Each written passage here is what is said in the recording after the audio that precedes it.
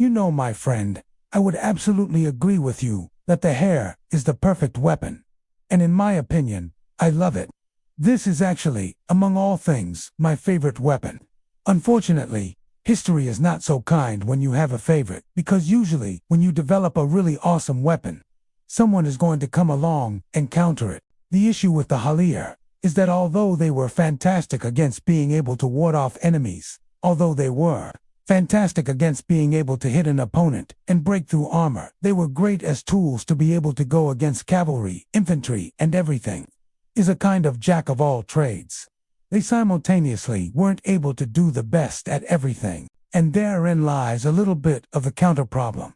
Because what would end up happening is that as time went on, pole arms became bigger, and as it happens, if you have a good anti-armor weapon that you can hit an opponent that's right here in front of you, what happens when the opponent is now able to hit you from another 3, 4, 5 feet away and you can't reach them? It really gets to a point where the herd just gets outranged and outclassed.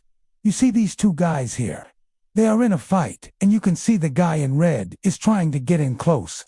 But the guy in blue is keeping him at a distance with his long pole arm. And that was kind of the death of the halberd, is that as these pole arms got longer and longer, the halberd couldn't keep up, because it needed to be shorter in order to be effective against cavalry. So it really depends on what era you're in, what part of history you're in, what type of armies you're facing. But my friends, as I said before, the combination of a spear with an axe, with a hook and a shield, what's not to love? It does everything, and it's fantastic. Unfortunately, like I said, history is not kind, and eventually it got outclassed. But for the time it was here, it was amazing.